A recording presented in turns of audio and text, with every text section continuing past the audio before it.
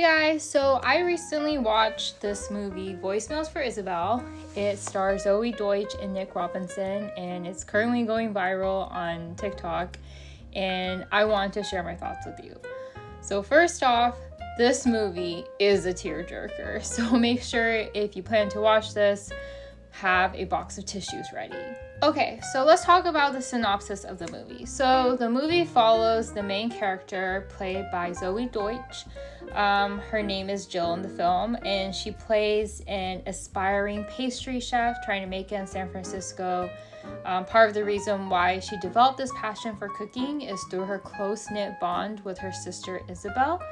And unfortunately, Isabelle struggled with cystic fibrosis and she passes away early on in the film. And obviously this leaves Jill devastated, and as a coping mechanism, she leaves daily voicemails for Isabelle, just detailing her chaotic life working under her nightmare boss, Chef Bastian, as well as her chaotic dating life as well.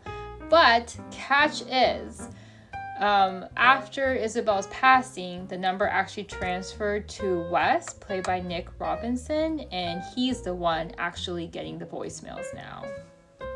So through just listening to Jill's voicemails, Wes grows fond of Jill and starts to fall in love with her, so he actually schedules a work trip to San Francisco. He's based in Austin to meet Jill, and as you can imagine, romance and lots of tears ensue.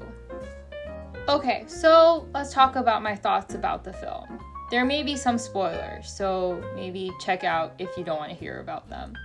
But yeah, all in all, I love this movie. I feel like the concept isn't novel. I feel like I've seen this concept in various forms before.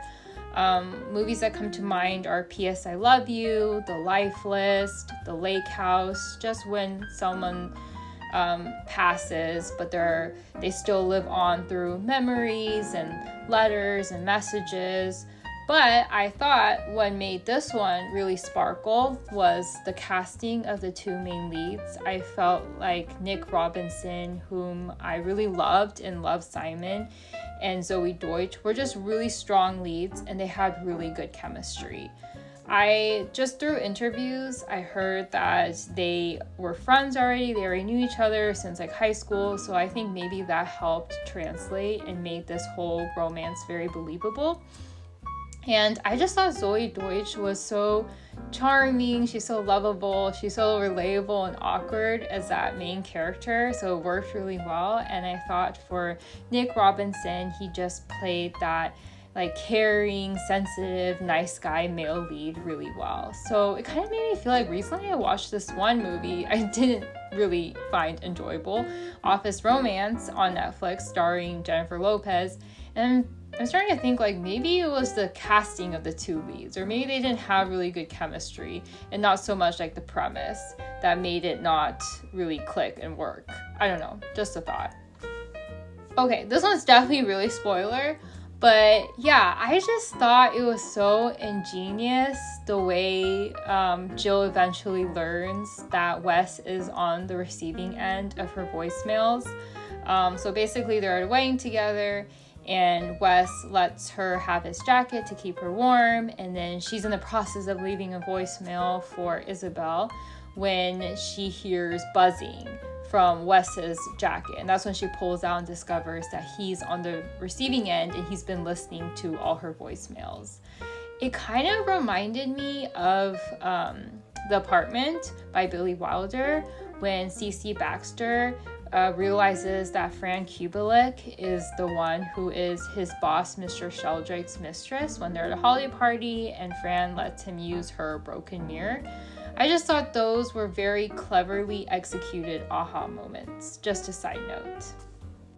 Okay, well, one thing I did feel like was not executed very well, or I felt like Wes, played by Nick Robinson, his character was quite underdeveloped. I feel like we found out like scattered throughout the movie certain things about him, like he's a real estate agent, he kind of had a crazy girlfriend in the beginning, he lost his mom, and one of his memories was his mom's pot pie, which Isabelle recreates for him. But I feel like other than that, I don't really understand like his character, his motivations, his life experiences, and I guess what really connected him to Jill. But I guess it's understandable because with a movie, you oftentimes have a limited amount of time, and I understand that the story is revolving around Isabelle and Jill's relationship with her. So maybe that was just something that was overlooked. Okay, just some things I learned from looking around on TikTok after I watched the movie, because I like to read up on trivia, I like to watch interviews, I like to go on Reddit and see what other people thought. But the director, also writer, Leah Kendrick, she was also in the movie. She played one of Wes's best friends named Bree. So I thought that was a really neat fact about that. And then also, I actually really liked how the movie took place in San Francisco. I feel like a lot of movies and rom-coms especially tend to take place in New York or Chicago, but it was nice to see San Francisco more represented. Okay, another thing I saw on TikTok, and I totally missed this, was Isabelle was actually in the last scene when they were doing like the kind of flash mob dancing. She was actually in the background.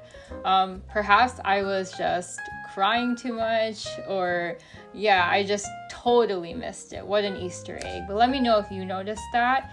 But I definitely felt like her presence in the last scene really signified that Isabelle is now going to be Jill's guardian angel. She's like watching over her, protecting her, and she was the one who really guided her towards finding this partner in Wes to share love and heal together. And I also thought it was super poignant in the last scene when Jill actually picks up her phone like prior to the flash mob, and she's leaving another voicemail for Isabelle, and she kind of told her, hey, this is probably going to be the last voicemail I'm going to leave for you. And I think it just really signified that Jill was going to try to live in the present and move forward, but always, of course, keeping Isabelle close to her heart, but just trying to make a concerted effort to move on and live more in the present with her life from now on. But yeah, so I obviously really loved this movie. It was really sad, but I thought everyone did an awesome job acting in the movie and bringing it to life. And yeah, I wanted to know if you've seen it and what your thoughts are. Thanks for watching.